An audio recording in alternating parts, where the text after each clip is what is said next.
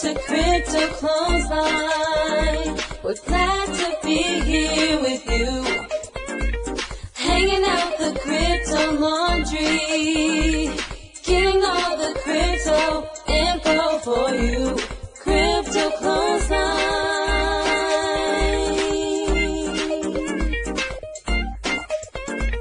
Crypto Clothesline.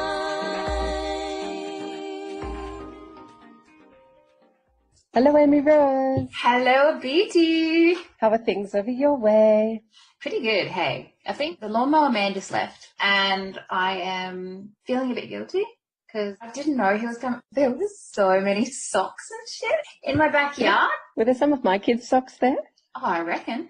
That was heaps. It's like the kids all go outside with their socks on and go, oh, we're going to jump on the trampoline.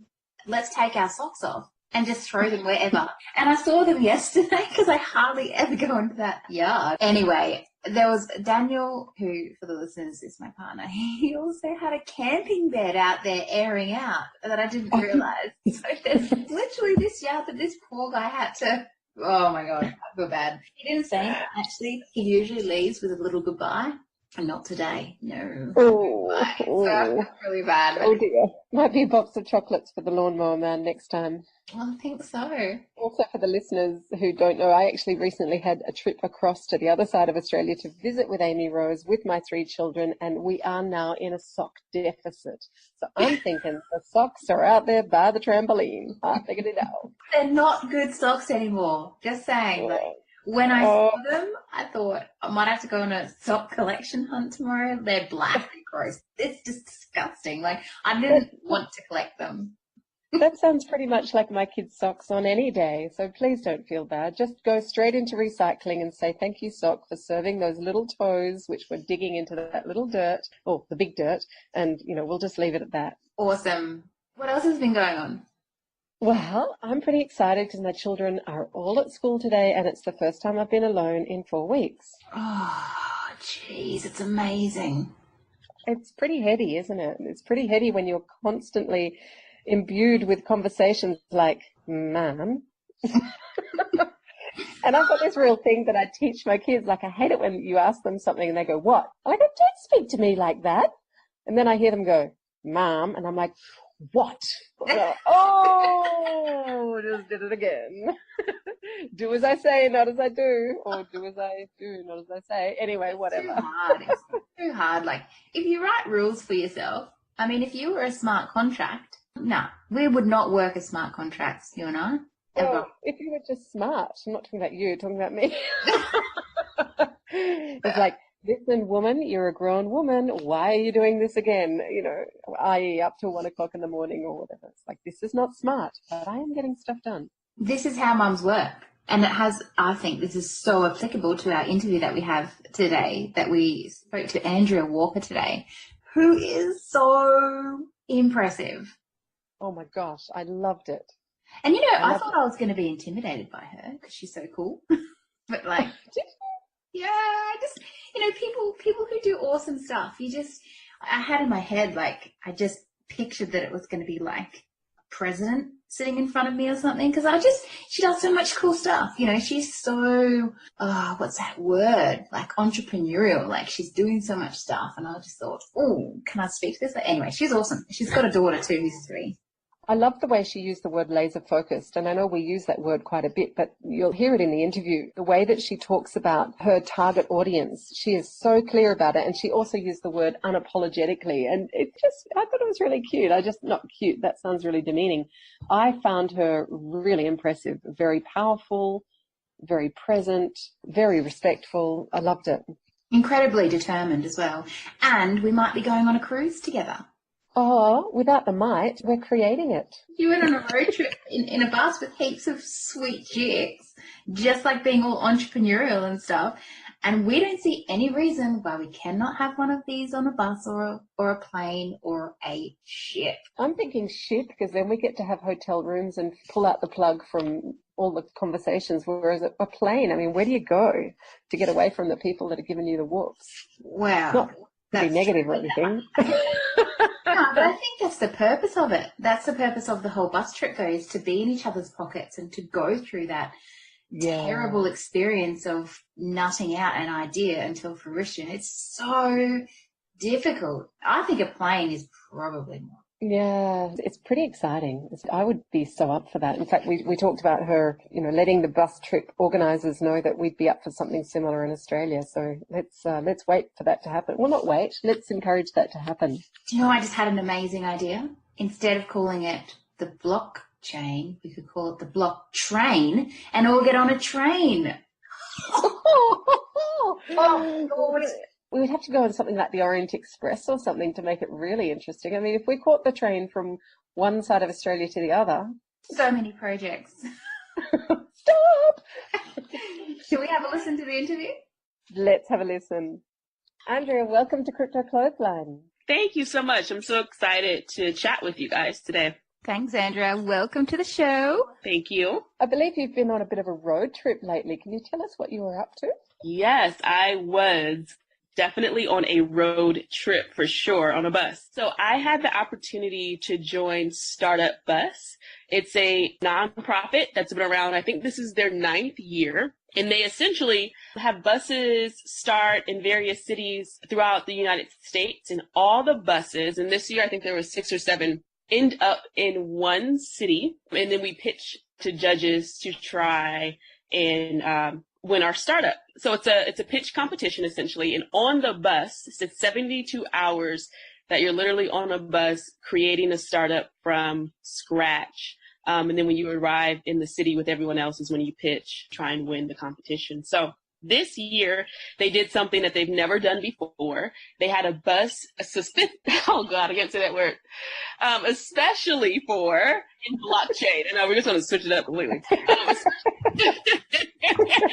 For women in blockchain. So all the other buses, and I think that over the course of their 9 years, all the other buses have been really just tech buses of some sort, tech companies. And so this year they had a bus that was just all about women in blockchain, and also LGBTQ as well. So it was really interesting. There was a group of, I think almost 30 women from all around the United States and one woman from Mexico.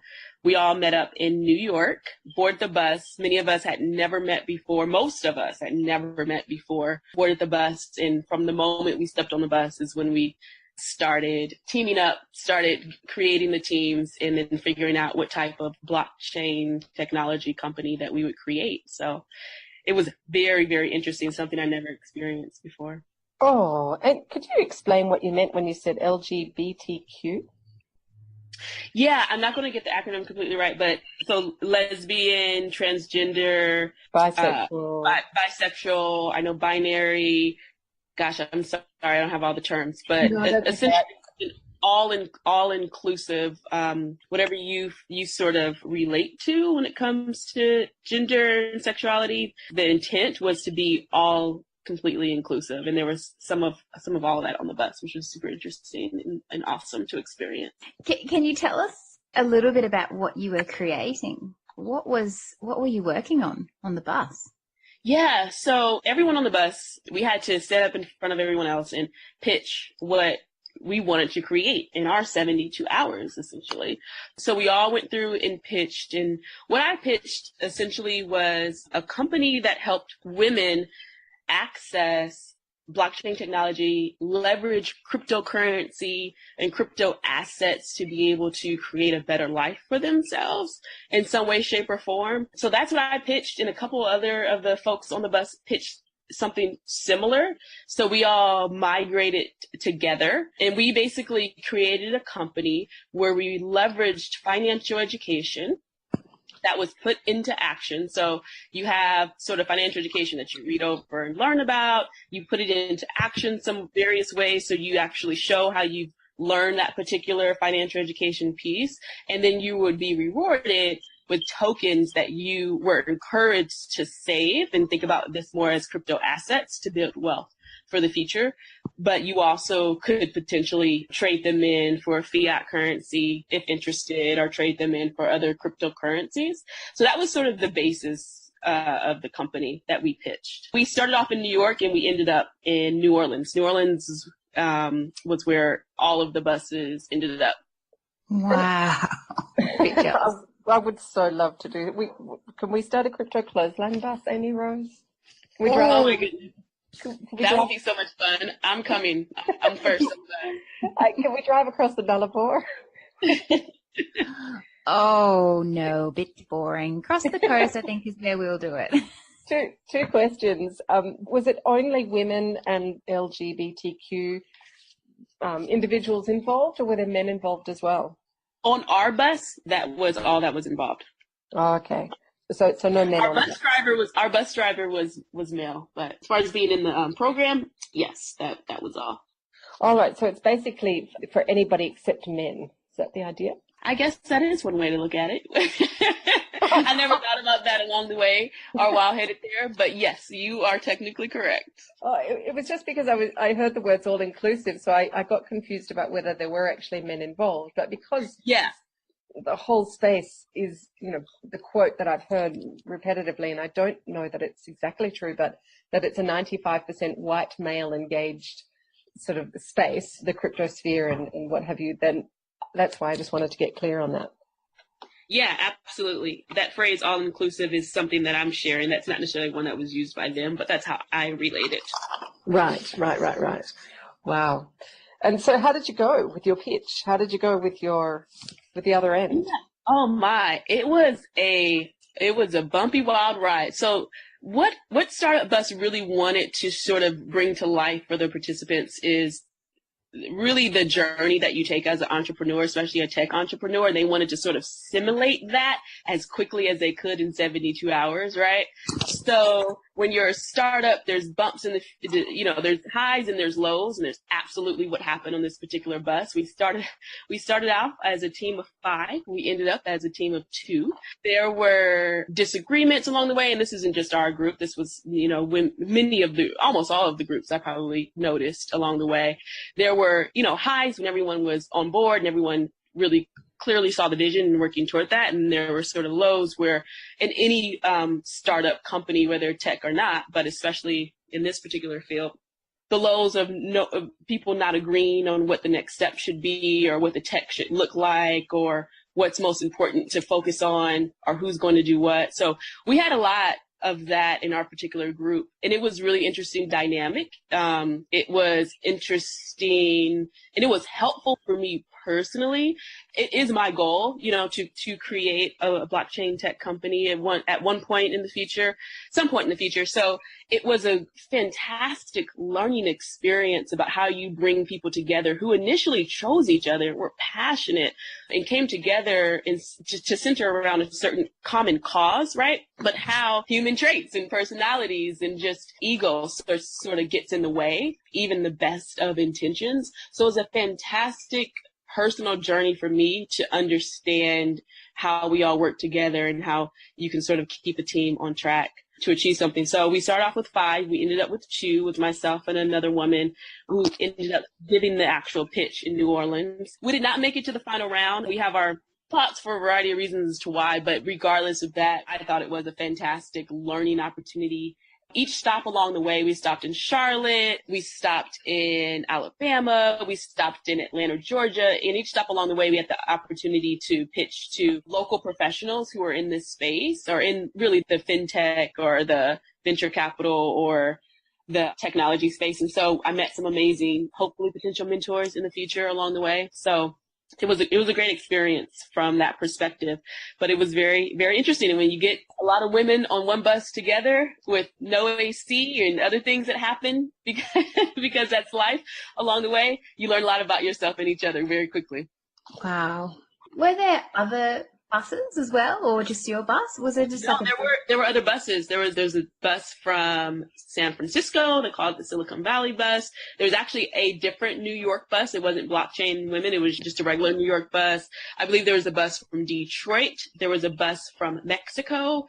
And for sure there was a bus from Florida. And I think there's 2 others that I am not thinking of at the moment. Incredible. Wow. This needs to be duplicated over here, I think. Oh my gosh. I'm just seeing, I love the analogy of this journey because, Amy Rose and I work together and we're friends. We just spent a couple of weeks together and we ourselves went through our own learning curves. We went through our own challenges and And it really is bringing you as human beings to a totally new level of personal responsibility, of communication, of taking courage. Like, I love, Amy Rose has this saying, mastering the art of confront, and that we as human beings really need to learn that as an art form.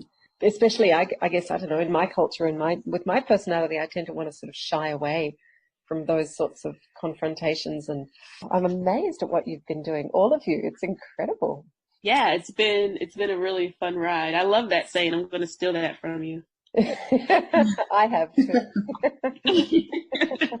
I think you just have to stop giving a shit about what people think and then just be honest with everybody. But Andrea, back to you. How did you even get into the blockchain space? What's your background? Yeah, thank you. Okay, so let's see, what year? I think it was about late 2015, 2016 that I really started hearing about Bitcoin. It was Bitcoin really that was my first introduction. So I did a little bit of research and I attended a couple meetups, and I was sort of put off initially. So I kind of just left it alone for a while. In middle of 2015, I had my first child, my daughter, Alexandria. And so that was a big year for me. So I kind of sat things to the side. And then while I was still on maternity leave into 2016, I started researching it a little bit more. But again, never really dived too deeply. I kind of was put off initially. But in 2017, I started hearing about it just more and more. It only increased. So my curiosity increased. And so I would attend meetups and such. And when I attended them, I didn't necessarily feel accepted, or I didn't feel like the message, the way it was presented, or the content, the way it was presented, or the speakers who was chosen was really meant for me to gain the most from that. So I decided that, hey, there has to be other women like myself who want to learn more about this space, but perhaps are getting some of the same feelings that I am. So why not I'm going to go down this journey regardless. This is essentially what I came to the conclusion of at the end of 2017. I'm going down this journey regardless. I'm interested in this. I want to see where this goes. The potential for blockchain technology goes beyond things that I can even dream up. That excites me to my core. So I decided that since I made a decision to go down this journey, I want to bring other people along because there have to be others like me. So February of 2018, I started a project called the Black Woman's Guide to Crypto and Blockchain.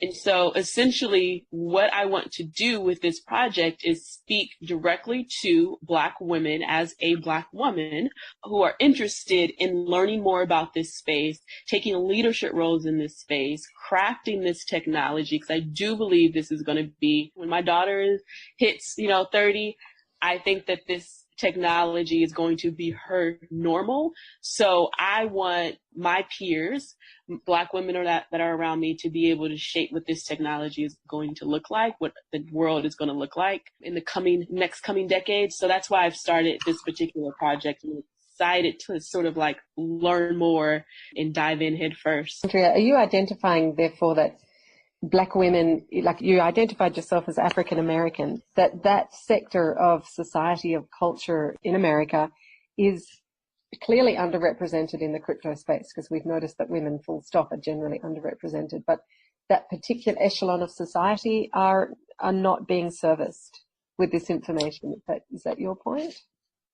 Yeah, absolutely. Absolutely. And we can back it up and say that, Black women haven't been represented in technology, or when it comes to STEM or STEAM, when it comes to Black girls actually being challenged in K through 12 schools to be able to take science and math classes. I think about my science and math journey and how I shied away from it because it was hard. It was this, it was that. Along the way, there were things that underscored the fact that, oh yeah, you're right. You're not going to be interested in that, or don't worry about that, or you can't do that for one way or another. While there may not have been adults in my life telling me that specifically, there were cues and there were things that shied me away from it. I wasn't encouraged to go toward it for one reason or another. And I think that that's just the society that we live in. So it's my goal, it's my aim to approach Black women as adults. Like, here, you know what? Yes, we're adults. We didn't learn we don't have the foundation and the basis for science and for math that society tells us that we need to have to be successful in this world. To be successful in this particular industry. But actually, you still can apply a lot of things that have made you successful that society may not deem as worthy for one reason or another. But with the desire, with the drive, you can absolutely be successful in this world. And the thing that I feel like blockchain technology attracts me the most is that it doesn't, everyone doesn't have to be a decentralized app engineer. Everyone doesn't have to be a scientist or a mathematician. There's a lot of roles that we can carve out for ourselves because it's such a new industry that you can apply what has made you a successful human being and a functioning adult to actually provide you some income and wealth and actually use blockchain as a force for good. From what I've just read, in the number of jobs in the blockchain industry that were advertised on LinkedIn in 2017, so since 2017, there were just over 1,000, and now there's 4,500 jobs as of this year. So It's not just developers, it's anybody who is involved in the blockchain space has an opportunity. So it doesn't matter who you are or what you do, you've got something to bring to the table. And I just have to agree with that. So you're interested both in introducing women, Black women specifically, to blockchain technology so that they can skill up and get themselves in a position to find employment, and also to teach women about cryptocurrencies as an asset in order to basically improve their lot, for their kids, for their future, for their families. Precisely. Exactly. I know that exposure is everything. Just being exposed to what can be or what could be if you let your imagination, if you let fear get out of the way and ego get out of the way and you let imagination steer the boat. I know firsthand what is possible. So I absolutely believe that exposure, even in the smallest amounts, can lead to a huge shift in an individual's life. Because I feel like, for me, exposure to things that I didn't get to see in my neighborhood, in the schools that I went to, being exposed to other worlds is what opened up doors for me and made me believe of what actually could be. So my goal is to expose Black women to this entire world, show them examples of other women who have succeeded here, and absolutely other men that have succeeded here, and let them know that, hey, this is something new that we all can actually benefit from and create. What I'm really, really interested in is figuring out sort of like the intersection of blockchain and let's just call it like gender equality. I'm one of 6 children, 5 brothers and sisters. My mom and dad were married for over 30 years, but it wasn't, happy marriage, happy family. My mother stayed with my father because she feared going out on her own and having to raise 6 children on her own. She couldn't financially support us on her own, and she wasn't confident in herself that she could do it by herself. But had she, I know that she probably would not have stayed in that marriage as long as she did stay in that marriage. And there's so many women. I mean, just that story echoes on and on and on and on and on again for many women, not just in the United States, but across the world. So what I'm really about is, female empowerment, women being able to provide for themselves. So I raised my daughter, I guess technically the correct term is single household. I'm not completely a single mother. Her father is in her life, but he and I aren't together. So single household. And, I have a full-time job and a bunch of side projects. And, I'm away from my daughter more than I ever would want to be. And I try to explain to her at every moment, even at this young age of only, almost 3 years old, what I'm doing, what I'm trying to do, and why I'm doing it, so that she sees that you have it within you. You don't have to depend upon anyone else, especially a man, to have a life, to be independent, to, create the life that you want for yourself. So that's essentially, I guess, if you want to boil it down to it's the most common denominator of all of this. It's my passion because of my past and what I see every day with my peers and what I've seen growing up is this. I want women to be independent, this potentially, it's been up on who you ask, but, cryptocurrency and blockchain technology, potentially could lead to one of the biggest wealth transfers in history. That may or may not be true. We will all live to see whether that is true. But if it is true, it is my absolute goal to make sure that Black women especially are positioned to benefit from this wealth transfer as best that they can be. Wow, that's inspiring. It's so inspiring, and I think it's necessary, and it's going to be a big undertaking, but as you said, exposure, that's 50% of it, because for me, as soon as I was exposed to it, that's all it took for me to just see the truth that the blockchain is a chain that's just going to tie everybody together, and I'm just as excited about it as you. I'm interested to know as well, is because clearly you've got a very specific avatar. I mean, I don't know the exact age group, but looking at your website, they look like women around your age. I'm guessing, 25 to 35. Would that be correct? Yeah, absolutely. That would definitely be correct. I would even go as low as, in some cases, I would even go as low as 18, 43 or 45. My mother is 63, and she is actually, she's one of the people that I am working on. So right now, with the Black Women's Guide to Crypto and Blockchain, I'm sort of on a fact-finding quest to figure out how to sort of structure some of the in-person programming that I'm hoping to do. And so doing a lot of interviews, and she's definitely one of the folks that I'm interviewing. So we could even go up to her age bracket. But yes, I think that the core of it, the women, the most response that we may get may fall into that 25 to 35. So have you had any responses, say, because your wording is very clear, like it's Black women, and I even feel uncomfortable using those words, because if I, in the Australian culture, say, oh, there's a Black woman, I actually feel like I'm being incorrect, or, I'm being like a dinosaur with my language. That could just be an intercultural thing. So I'm really careful with my kids to say, oh, that's an Aboriginal person. We don't say that's a Black person. I'm just being completely frank with you as an Australian.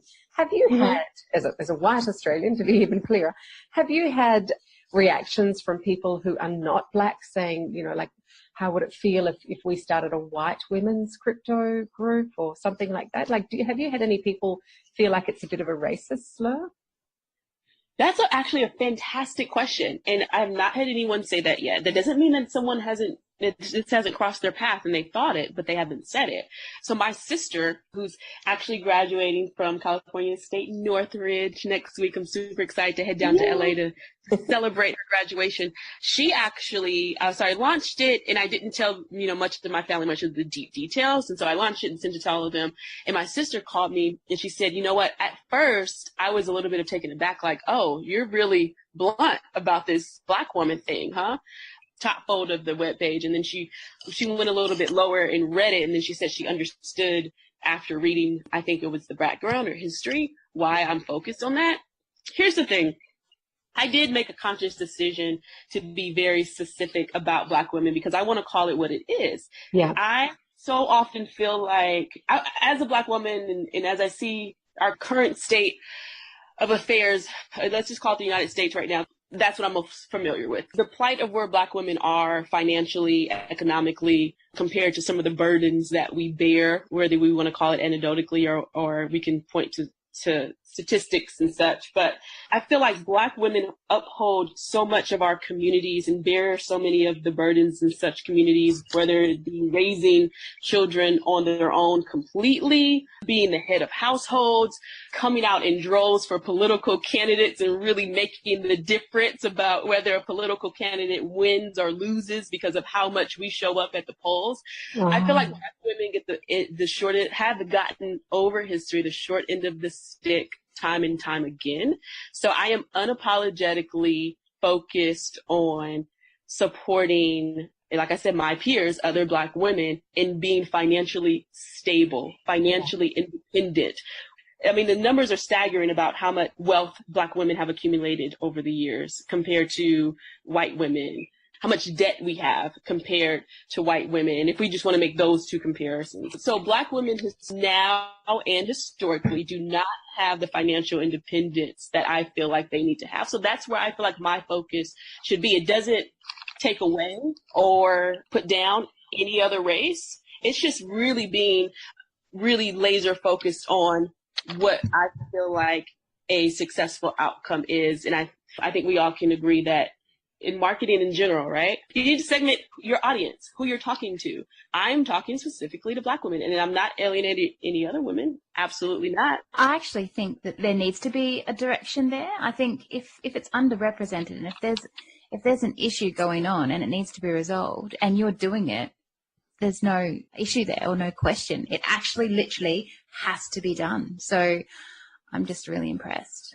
And if I was your mum, I'd be so proud of you. I am too, Andrea, because I had an initial reaction like your sister. I was like, whoa, that's really specific. And then I read the intro and I felt really excited about it, even though it did give me that like, whoa, because I just put myself in the same position and imagined myself saying, okay, I'm going to create something for white women and being laser focused. I felt that I wouldn't be able to do that. But I think being in your position and you being so able to recognize historically, like you said, anecdotally and statistically, bring out figures showing just how much this group of women have gone without. That what you're doing is being, like you say, really laser focused and getting your message across to this group of people. And you're not being exclusive. You are being exclusive, but you're not trying to say other people aren't welcome to the goodies too. You're just saying, I'm here to help these ladies. So we were finishing up to talk about the fact that you're sending a very clear message to a very particular group in American culture. But is that also international? Like, could you extend that beyond the US? Yeah, absolutely. Absolutely. So I actually have met a lot of women. Most of the women that I've met online have not been in the United States. They've been somewhere else. So that's super exciting. So absolutely, that's what we want to do. But we're just starting here in the United States because that's where I'm based. Absolutely. Because one of the thoughts we had when we were talking about how to get this education into schools, and my sister works in an Aboriginal community right near the border of Western Australia, South Australia and Northern Territory. And that probably doesn't mean much to you, but it's a long way from anywhere. And I was saying to her, oh my gosh, can you imagine if we could get this information into Aboriginal communities who are living off basically government handouts and all of these issues around sacred sites and, you know, should we be paid by the mining companies for them to dig into our land and all of this stuff, if they could become more self-governing by having their own cryptocurrencies, by having access to this information, how amazing that would be. Agreed. Yeah, absolutely. I think in some ways, I think the blockchain technology could be even more impactful outside the United States, for sure, for a lot of different reasons. Yeah, absolutely. So will you be bringing your bus over here then? It's exactly what I'm saying.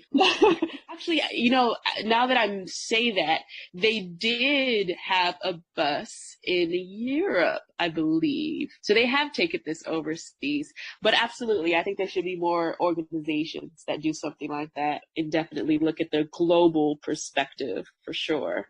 Or the startup plane, the startup boat. Yeah, there we go. There we go, the startup cruise. Oh my God, I want to go on the startup cruise so bad. We just created something here, guys. We're going to have a startup cruise 2020. Yeah, whoa, seriously though, I'm not even joking. Yeah, no, seriously, we're going to do this. This is happening. It's done. Oh my God, I'm going on a cruise. I'm going to tell all my friends. And not only that, I'm going to organize it. Wow. It's been so interesting to speak to you. Can I share something super quick that was really funny? Because I had this idea and I was working on it, and then you guys reached out and I went all over your website. And I should say that I love your website rebrand that you have, but I am working on a children's book. So I was so excited to hear about Crypto Kids that you guys are working on. So just thank you and kudos to you guys for bringing this to younger and younger brilliant minds. Oh, thank you. It is pretty fun. Kids are way more approachable than grown-ups who have been living with their fiat money forever. I tell you, with their fear money. Yeah. For sure. I think you focus on 6 to 12-year-olds versus any younger. Was that intentional or is that just how it shook out? That's the age of our kids. Excellent. Love it. There you go. But it was all born from a real life experience because like you were saying before about mums who are largely away from their children and really feeling that tug inside your heart of like, I know I want to spend more quality time with you, but I also want to make a difference to our future. And I also want to give you the role model of a woman who can go out there and kick ass and do what she says she's going to do, notwithstanding the journey on the bus, the highs, the lows, the difficulties. Right. So what we noticed with our kids was that we could draw them into our world and we could teach them what we were learning and we could share with them what we're experiencing. So it had that sort of parallel effect of actually spending time together and kind of sharing our world with them, and the information and the content that we were learning was so relevant to them. And as Amy Rose said, they're so open to it.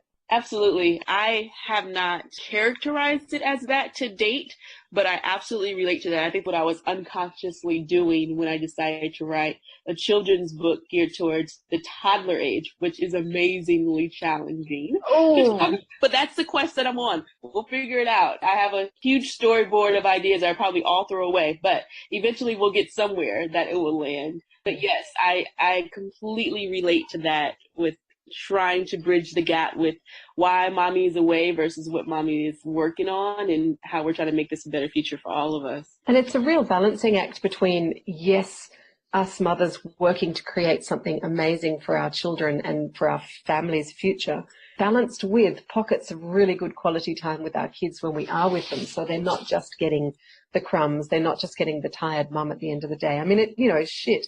I don't know about in your household, but we go through a lot of superwoman capes in this household. And one thing I don't want to be remembered for is being that grumpy old bag at the end of the day. Like, I don't win most days, but to give my kids also good quality time. Well, awesome. Your children are in the next stage of where my daughter is going. This is going to be a lifelong friendship. Just letting you guys know now. Oh, yeah. Party time on the cruise. Right? Exactly. We'll start it on the cruise. So I really appreciate it, you guys. Thank you so much. And I just say I love the content of your podcast. Thank you, Andrea, for joining us. Absolutely. Just before we did hang up, I know I've always got something more to say, but hey, I wanted to say, would you one day be interested in some sort of collaboration bringing crypto and kids to the States? Oh, would I? Absolutely. That goes without saying. Please. And that would be amazing. Well, once you have got your book up and running, we can help promote it. We can help share it down here. And obviously, because it's international, but that can be part of what I do after the podcast is keep writing blogs about the people that we've met, how they've changed our lives. Once your book is up and running, we just make that into a secondary or an extension blog of the work we've done here today. Or even just another interview, I think. Yeah. Yeah. That would be very, very, very awesome. I would love that.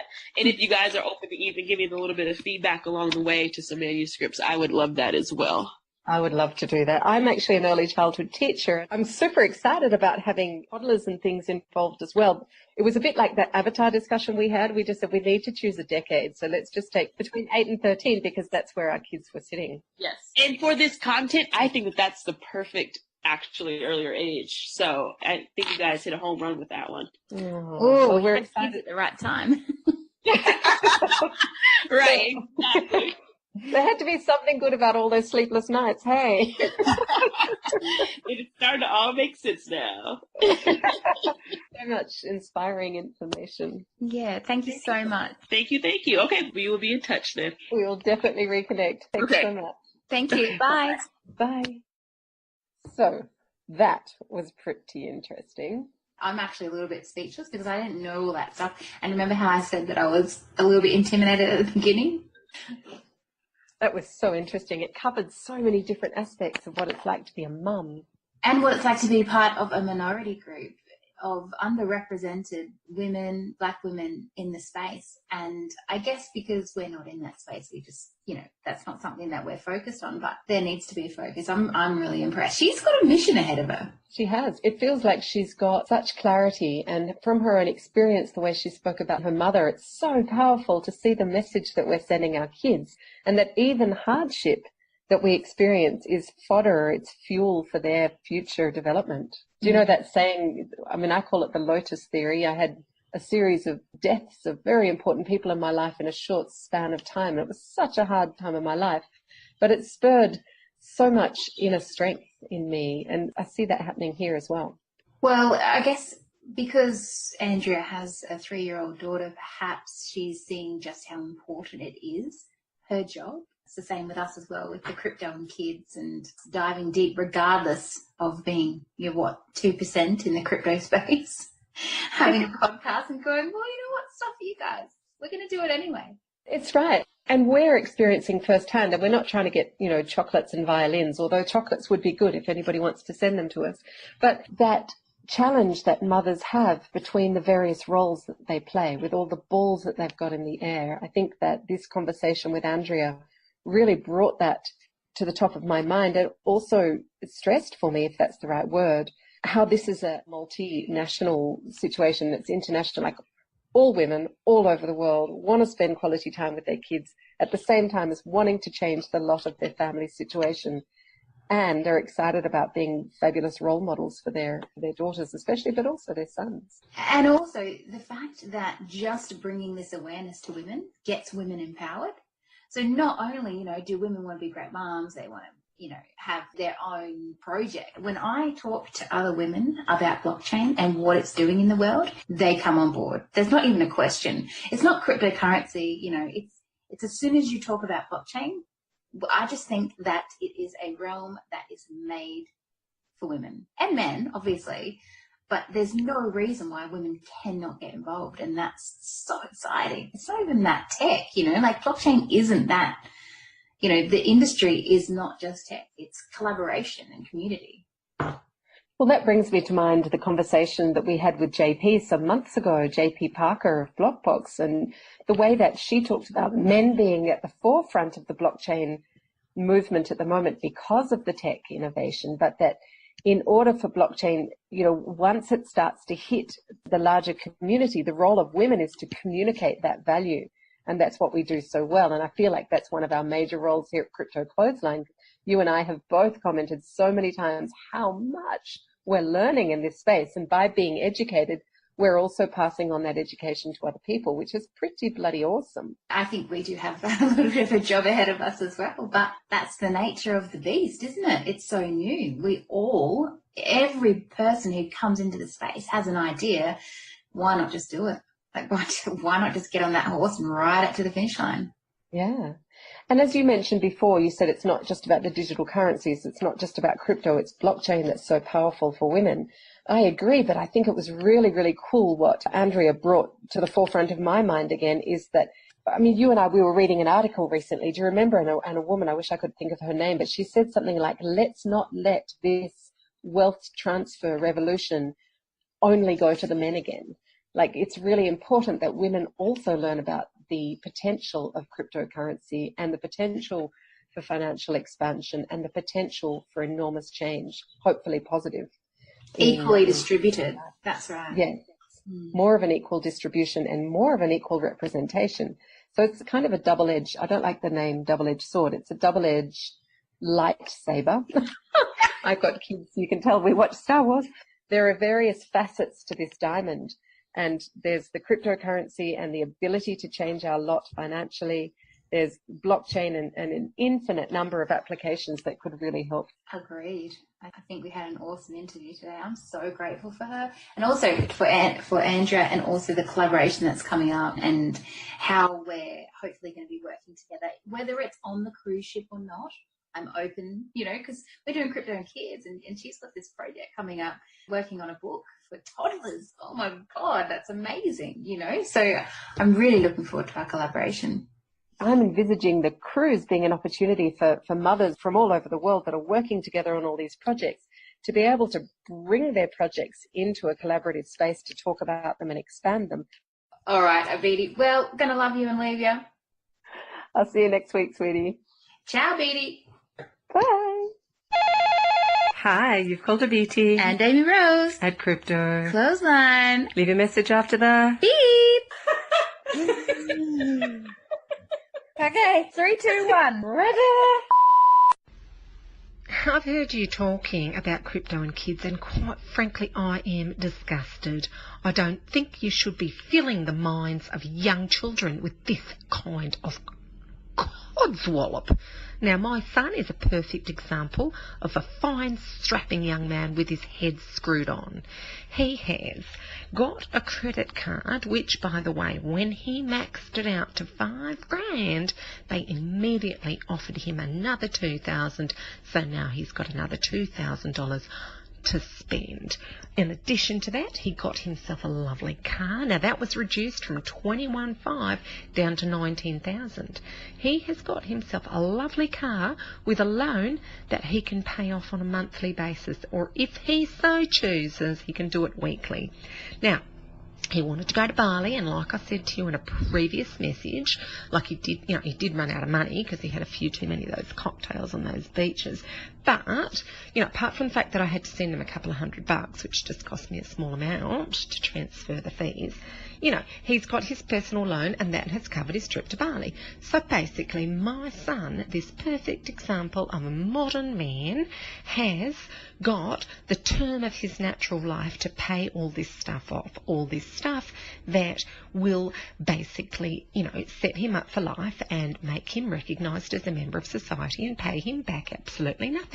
I do not see why you think you need to fill the minds of young people with these ideas about digital currency and cryptocurrency and things that don't even exist. You cannot even touch them.